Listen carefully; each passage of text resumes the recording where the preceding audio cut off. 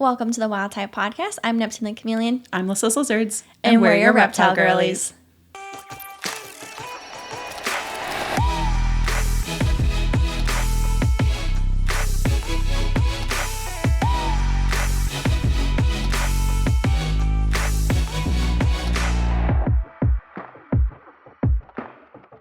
Well, ladies and gents, happy October. Happy October, my favorite month.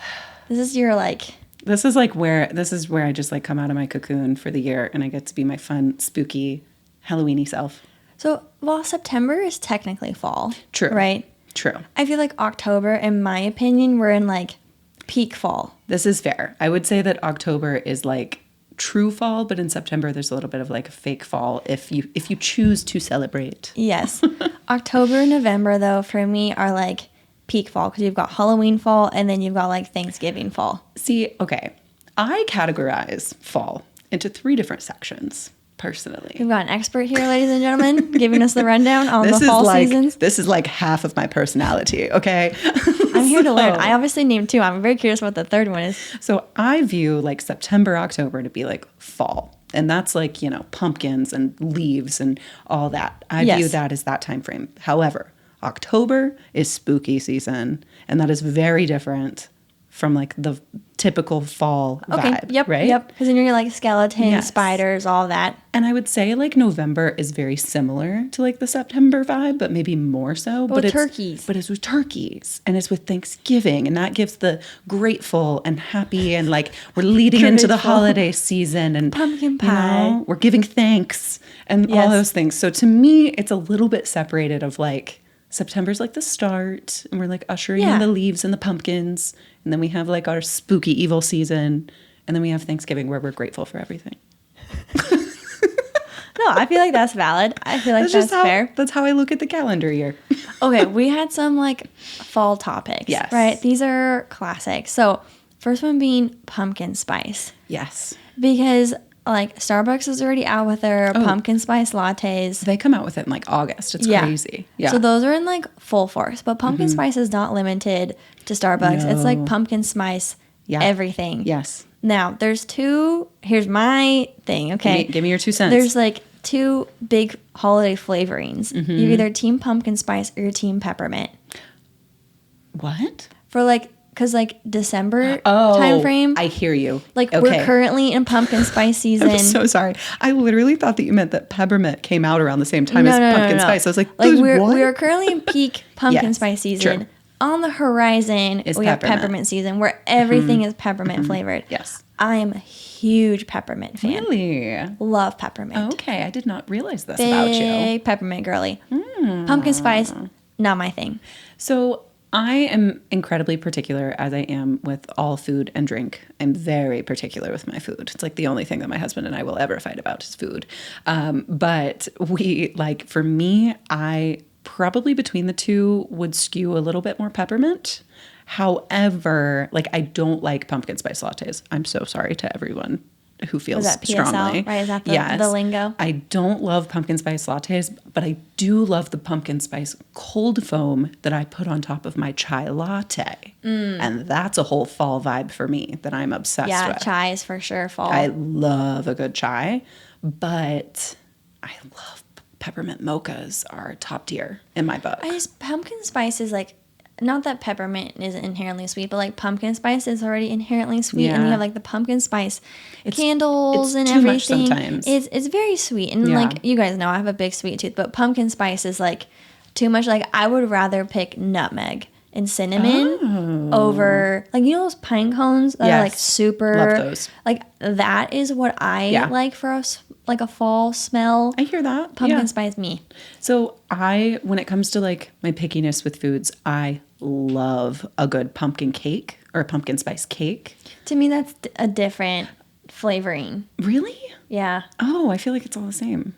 No. Oh, interesting. Maybe we're gonna have very opposing views on this whole conversation. Because that has more of the nutmeg, because it's carrot cake kind of vibes. A little. Spicy carrot. Anyways. But when it's made, when the cake is actually made with pumpkin though, that's a whole other texture in my book. Yeah. Right? I see what you're saying. Because the pumpkin itself in baking. My brain just is puts them in separate Oh, categories. that's so interesting. You're also into baking, so that could easily be why as well. But like for me, oh my God, I will die for some pumpkin chocolate chip cookies. Oh my God, they are some of the best cookies I've ever had in my life because they are so moist and flavorful. We're also in peak like dessert season. Yes, we are. Right? This is true. All the baked goods, all the little candies, it's very dangerous. So for me, it's like I love the pumpkin spice like treats, like the foods and stuff like that. But I just don't love the pumpkin spice drinks, like the syrups and stuff. Yeah, that's fair. So That's fair. That's just my take. Okay, that's a hot take. Yes. Pumpkin spice. Another hot take is when is it appropriate to put out decorations? So we have Halloween decorations, then you have like Christmas decorations. We're not even going to touch Christmas decorations because it's only October 1st. We'll talk about that in a couple months. But Halloween decorations, when is it appropriate?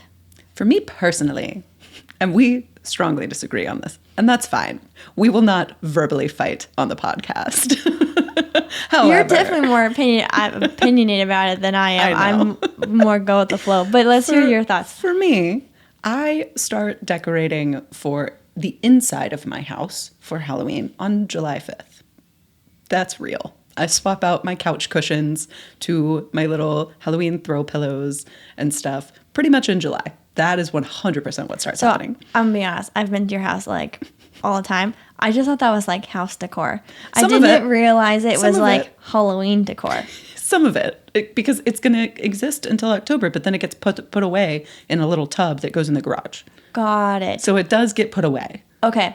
But my head, it didn't scream Halloween. I was just like, oh, there's a cute little spooky thing. Yeah. But your spooky vibe. So I didn't, in my head, I didn't think of it as like Halloween decorations. This is completely fair. Completely fair. But some of it is Halloween specific. Okay, understood. I just like to pull it out in July because it brings me joy. And I don't really care if people think it's weird. So for me, the inside of my house starts transitioning to Halloween on July 5th. Got it. Or like middle of July. But I will not put anything on the outside of my house for people to judge me for until September 1st. Which is technically fall. It's just technically fall. And also, my neighbor who lives down the street, who is also a giant Halloween decor person on the outside, on October 31st, I was walking my dog and I saw her putting out her Halloween decorations. August 31st. You said October 31st. Oh, I said October. Sorry, August. Thank you. My bad. Very different than Halloween day. But she was doing it in the afternoon, like in the evening, because this was an evening walk. And it was in the evening on August 31st. And I was like, my girl is setting up for September 1st. I'm very proud of her because I will be putting out my tombstones on September 1st as well. So we're getting there. So this is where I'm thinking. Like, Animal Con is coming up, right? Yes. And so, like, that's going to be the first weekend of October. Mm-hmm. Mm-hmm. October 1st and like Animal Con is not far away. And then we're going to plan on going, like, I think we're planning on leaving like early. Heading like October 2nd. I think it's October 2nd. It's our flight. Right. So I'm like, I'm going to have to put my Halloween decorations out probably the last weekend of September. Mm-hmm. Because I want to do it on the weekend, right? Because I have an inflatable spider that I hang up on my tree. And I love him. It's very involved. He's so cute. And so I'm like, I'm going to need like a weekend day. Yeah, so for sure. I will probably be putting mine up at the last weekend of September. Mm-hmm. And then I will go through the first weekend of November. Oh, yeah. Because Halloween is like a weekday, I think, this year. I think so. I think it's like a Tuesday or Thursday or something. Yeah. So then I will put mine up through that full week, like through the first weekend of November. So mine will be up for like a full like No, that makes month. total sense. I'm just doing the first week of September so that I can enjoy it longer. Because that for me, if every time I walk outside to go check the mail or take my dog on a walk and my little Halloween-y graveyard full of fake tombstones is in my front yard, I will be a happy girl. And that's what it comes down to, though. Truly. Right? Is like what brings you joy. Yes. And it's my yard, and I'm going to put them out in early September. I don't see anything. I think my earliest I would do would be like late September. Yeah. But I'm not going to like think anything of it if someone's doing it like no. in September. the real Halloween spooky girlies. I Put it get out it. as Like, a early as month is possible because it not- brings us joy. It's not a long time, you know? Yeah. And, like, I know what you're planning for yours is very involved and it's going to take a lot of time It is. to set it up. And, like, you want to be able to enjoy that. It also, because I am planning on having like my very first Halloween party in our house this year, and I'm very excited. So I'm going really ham on everything. However, it is going to be like a slow like gathering of all the things because I've never had like this much space to be able to do this much Halloween decor, right? So like I have a handful of things that I'm going to put out in the yard, but like I would say like throughout the month of September, that's going to grow, right? So Makes it's sense. like, so it's like, it's not like I'm putting it all out all right at the beginning. It's like a slow gradual until October. So that's my plan. Nope, I think that's fabulous. I'm so excited. The other thing is sweater weather. Yes. Right? That's a big thing. I love a good sweater moment. So very much looking forward to cool, crisp mornings. For me, I also want to bring up, it is also the beginning of combat boot season, which is very important to me. Oh, yes. Very important to me because I feel like sweater weather also coincides with combat boot season as well. Yeah. So I just wear Vans yeah, you wear a lot of Vans. all year. Yeah. No, Vans are great though. They're so classic. I am a combat boot girly. No, I've I got get like it. 4 different pairs of combat I boots have that I had rotate. one pair of combat boots and it got to the point where the sole was like separating and I had to like super glue it. Oh, I've done that many times.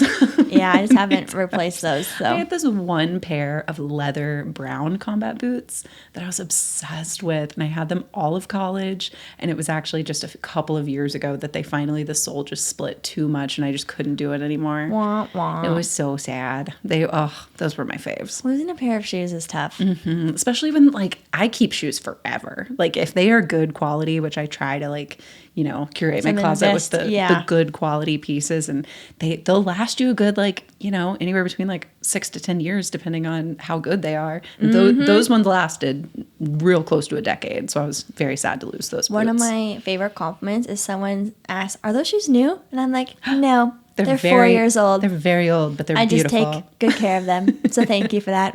Yes, but I love sweater weather. I can't wait to start wearing sweaters and comfy stuff. So looking forward to it. Yes. So today's episode is very interesting because the phrase adopt, don't shop is very common in the pet trade. Yes. But in the world of reptiles, it's very nuanced and there's very different considerations when it comes to getting an animal through a rescue versus through a breeder. Yeah. And we hear this all the time and we're like very like good with both. Like, oh yeah, I mean, I adopted my dog. Like I've definitely like had a couple reptiles that I don't think I've ever done a like legitimate rescue through like a rescue organization. Sure. But I've definitely had species that needed extra help and things like that. So yeah, so all of my reptiles have been purchased from either breeders or local reptile shops, but I did have my foster chameleon stock, so like I have worked with rescues, and there's a reason why that we haven't gone through rescues, because again there's nuances when it comes to reptiles specifically. Yes. Yeah.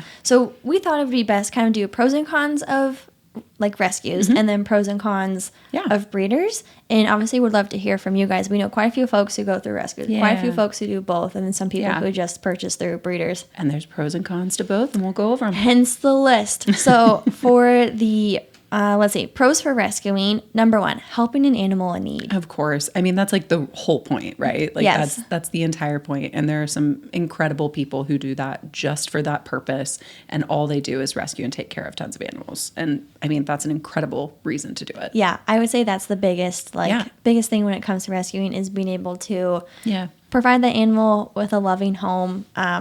The other pro that we had was that the initial cost is probably going to be cheaper than a breeder. There's usually some sort of adoption fee, but odds are it's going to be less than what it would be had you gone through a breeder. Yep, 100%. And that's, I mean, that if you're looking to save in that way and that's, the route you want to go, that's definitely a big pro.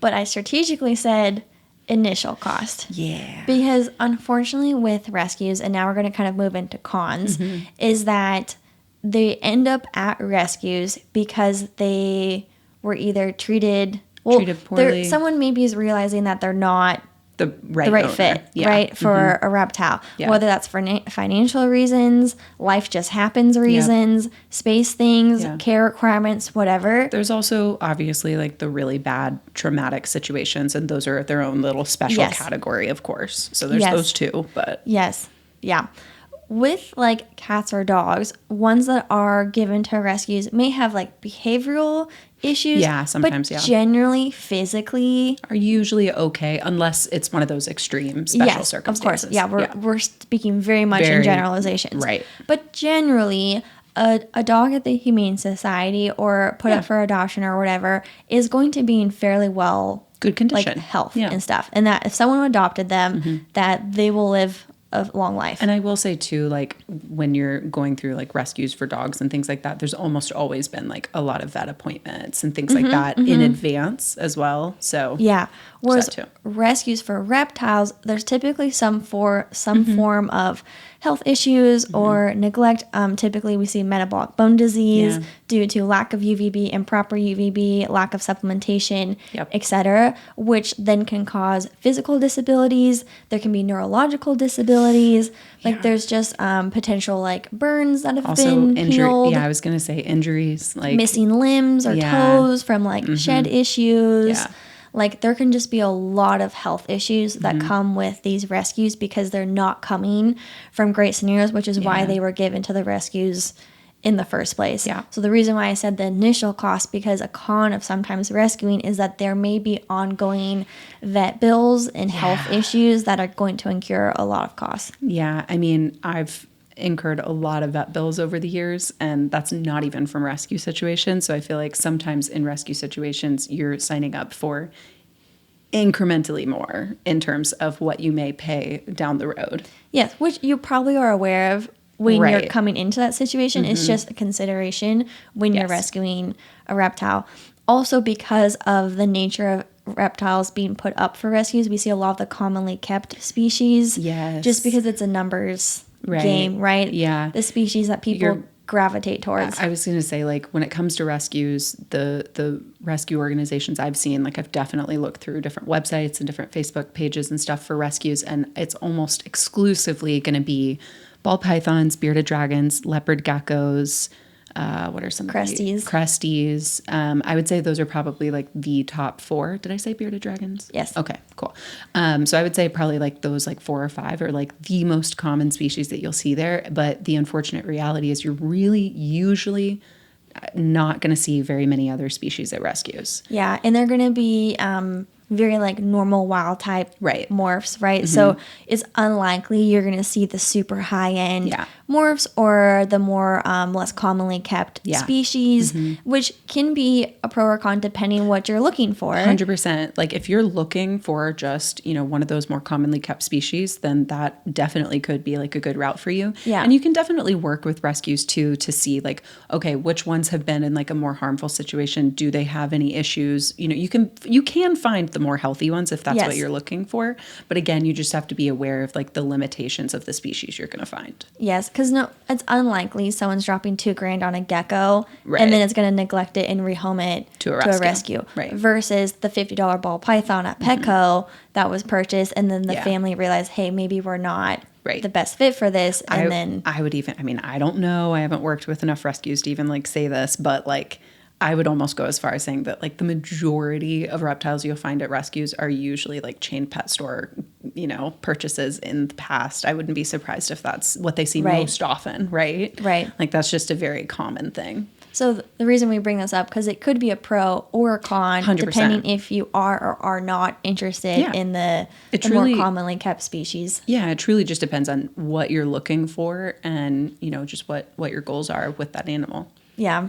So one thing we wanted to mention with the health issues and everything is that it would be a really good thing to be an experienced keeper going into it, which can be a con, right? If you're a new keeper, you may not, because of the health issues, right? And different considerations. Yeah, and because also, you know, we've said this so many times, like reptiles are not dogs and cats. I would say like dogs and cats are obviously like a very big commitment. There's a lot of learning that you have to do for them as well, but not nearly as much as with reptiles because they are, more commonly kept as pets. Most people grow up learning how to take care of a dog from either family or friends or whatever, versus reptiles are so specialized.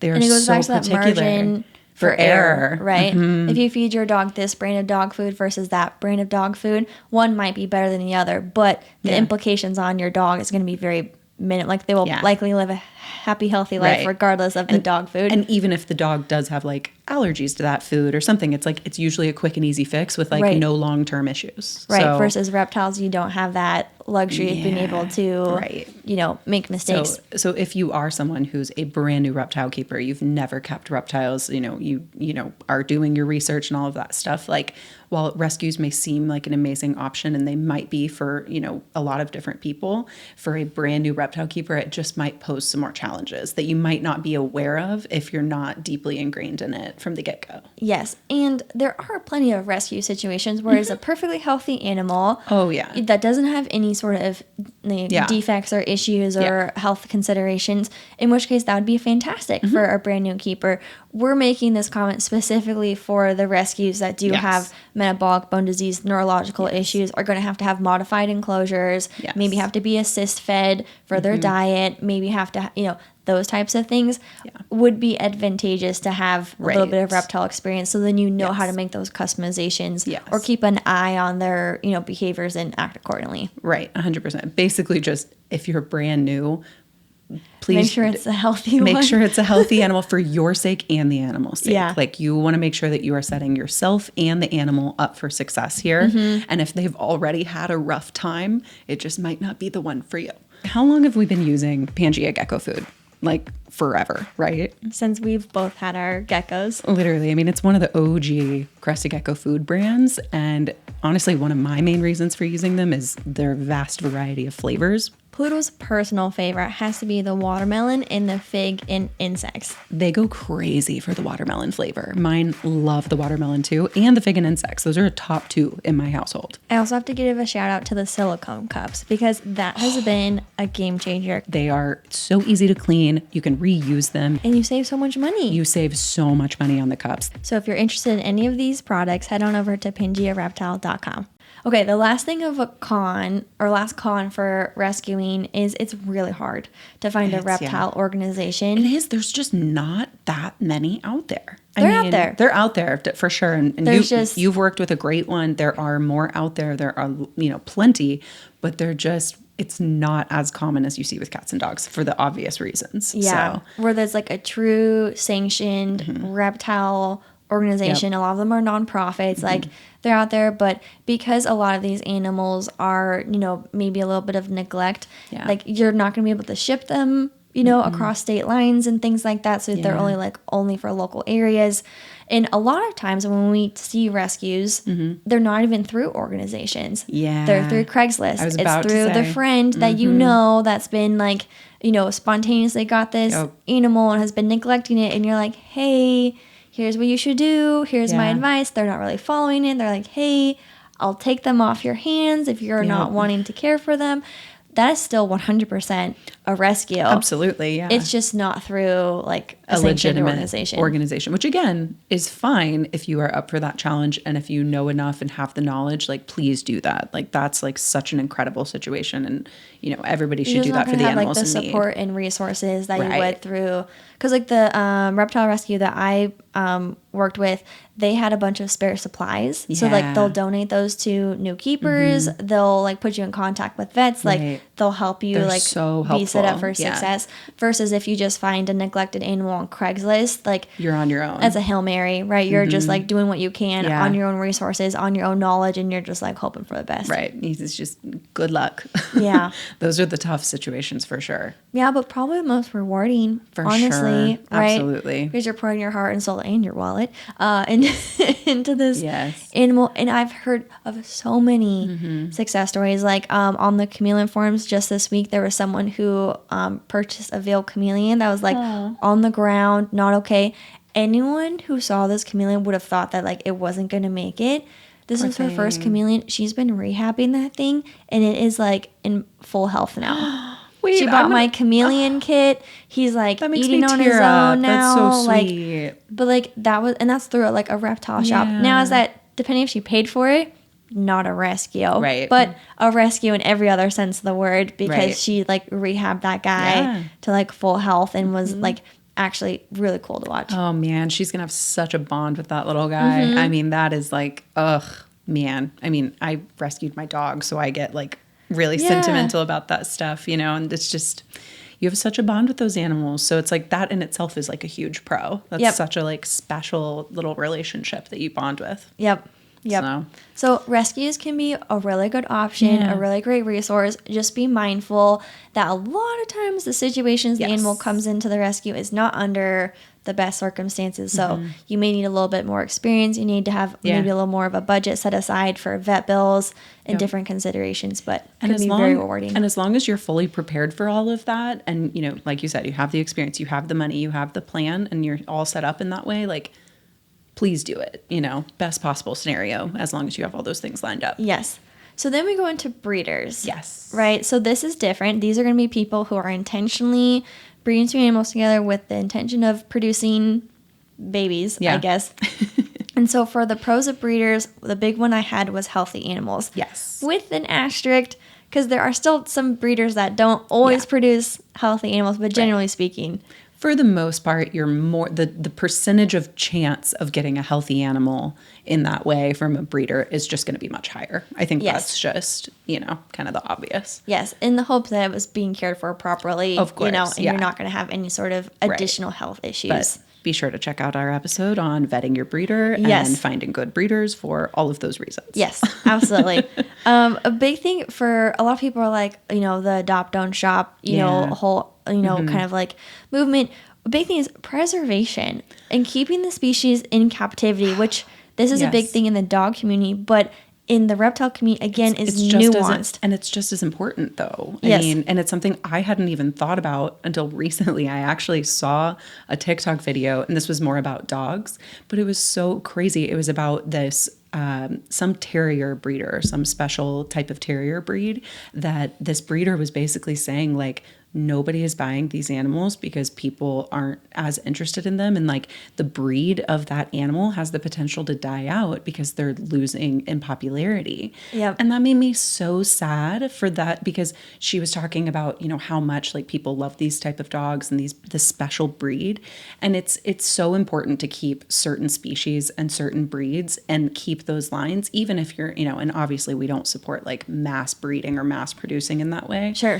But preserving those lines and conserve for reptiles specifically, because that's with dogs, right? That's like dog breeds. That's a whole separate thing. With reptiles, like, you know, you have Christopher's Parsons chameleons. That is a subsection of Parsons chameleons that is so small that so few people in the hobby keep, that it is so hard to produce that species, to have those bloodlines going in order to help conserve that species. Yep. And that is like something that is so many people don't even think about. And it's like, we don't want any of those species to die out or not be available or not be, you know, in our world.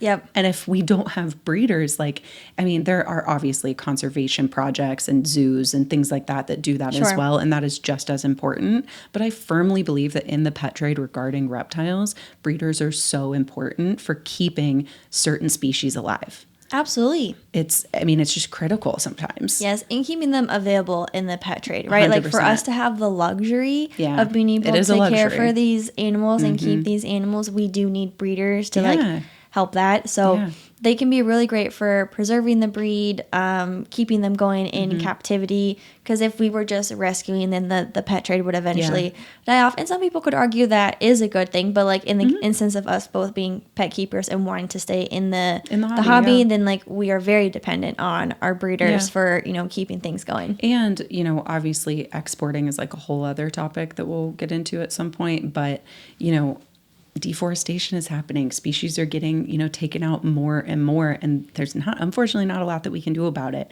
But what we can do is breed these animals in captivity. And if, you know, they one day go extinct in the wild, like at least we have them in general. Yep. You know, it would be devastating for them to be extinct in the wild, but I would rather have them in captivity than not at all. Right. Yep. So I don't know. I just find that so important. Yes.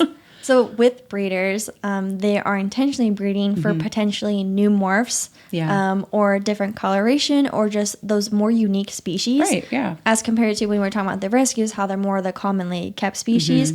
Breeders likely aren't focusing on those. They're going to be going for things like the Christopher Parsons, the ones that are less commonly kept, so that we can keep them going. And then also, if you're looking at from like a money side for a second, like breeders do have to pay a lot of upfront costs to keep all these animals, so they do have to make their money back. And ideally, if this is their livelihood, make some money off of the animal. So they're going to pick the animals that come with the higher price tags as well. So that's something. But like, if you're looking for things that maybe are less commonly kept, or you want a little bit more of a challenge of maybe a new species that like you haven't kept before, going through a breeder could be a good option. Especially when, you're in the hobby and, you start out with some of these more commonly kept species and you just kind of grow in your care and change. I mean, that's something I certainly have experienced. I know you've experienced too. It's like you want to try keeping these more challenging, more exciting species that you're new to, and I think that's just part of, any hobby. And,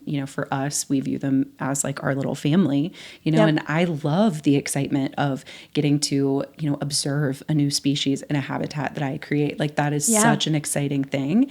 And, like we said, that is a luxury, but we still want that to be an option, right? Like that's just very important in the reptile community as a whole. And you're likely going to have to go through a breeder in order to find that animal. Yeah. So for cons, because of what we just discussed, there's going to be more expensive prices. Yes. Right? You're going to be paying more for those more desirable colors, the ones that are a little more unique, or the species that are less commonly kept. Guaranteed almost always going to be a higher price than a $50 adoption fee. Yes. So that is always something to be prepared for up front. Consideration. And then the last con, and this is, I know, a lot of perspective a lot of people have, using animals for profit, right? I can totally see that perspective, but you were just mentioning deforestation. If we don't have these animals available to us in captivity, being captive bred, the alternative to, other than not keeping them at all, is to be then exporting them, having wild caught animals, pulling them from their natural environment, and then bringing them into the pet trade that way, which we do need to do strategically, a small amount, sparingly, regulated, all of that. To keep the bloodlines healthy in captivity, because otherwise you just end up inbreeding everything. So, but if we are exclusively exporting and importing stuff, nobody wants that. Correct. Nobody wants that. That does way more harm than good. So like as pet keepers, we want to be able to, go that route. So but same is true of like, you see like puppy mills where people are just breeding for the sake of profit, versus preservation breeders who are intentionally finding, pairings that like have good conformation, are, having all the breed characteristics, and they're doing their best to produce healthy, well-bred animals. Same thing with reptiles. There's of course going to be breeders who are 100% in it for the money and do not have that same level of care and consideration for their animals, and are just cranking out as many babies as they can for profit. But as we mentioned, if you can listen to our breeder episode and you're doing your homework to find a good breeder who is breeding with the intention of trying to preserve the locales or keep these animals nice and healthy and everything else, then you can feel good about supporting them, in pain. That's why it's just so important to make sure that you find the good breeders. I mean, that's just, if you're going to support breeding and if you are going to be in this hobby and be doing that, you want to make sure that you are supporting the right people and the right breeders who are doing things the right way for the betterment of the community. Yep. So that's kind of our short list of pros and cons for rescues and breeders. I think both are very valid options. I think both have their own considerations and nuances. In some instances, it may make sense to rescue. In other instances, it may make sense to purchase from a breeder. Yeah, truly. I mean, it really just depends on, what your goals are, what your experience is, and what you want to get into. I mean, it's different for everybody, and you got to make the best choice for you, That right there. Make the best choice.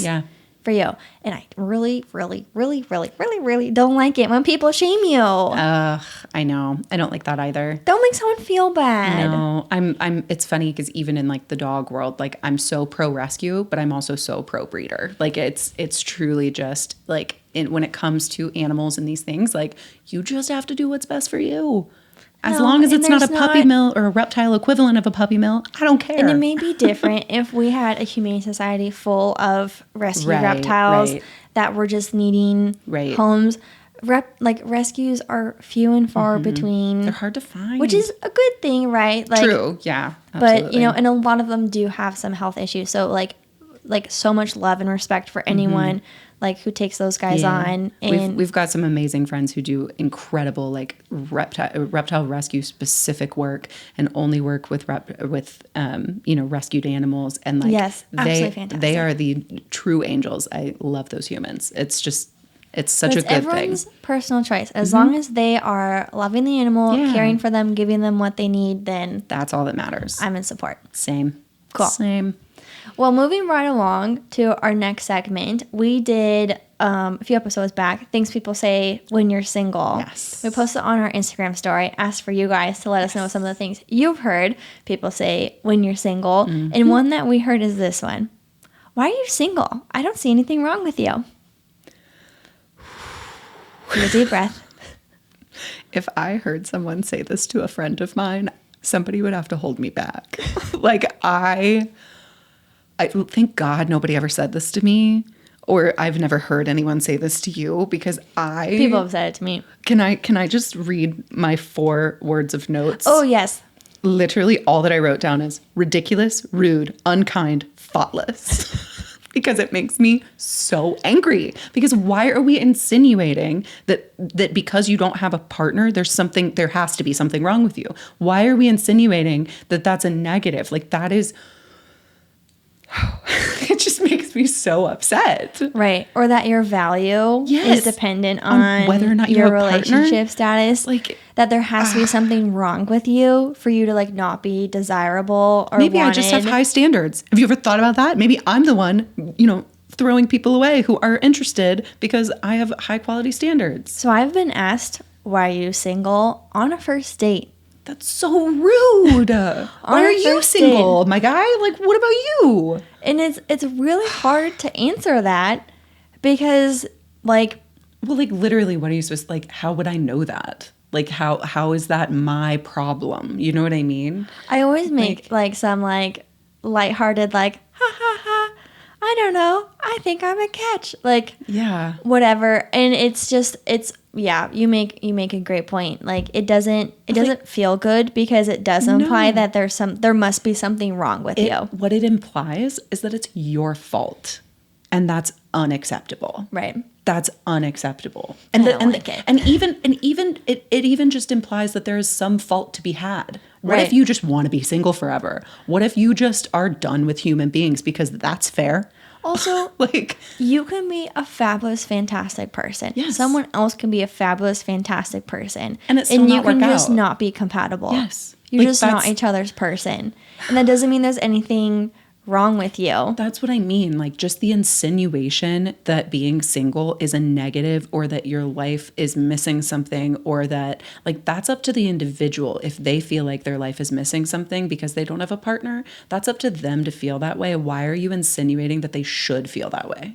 Yeah. It also feels like then someone's like looking for something wrong with you. Like, you seem too good to be true. There must be a right reason why someone didn't like sweep you up your feet. I'm single and I'm great.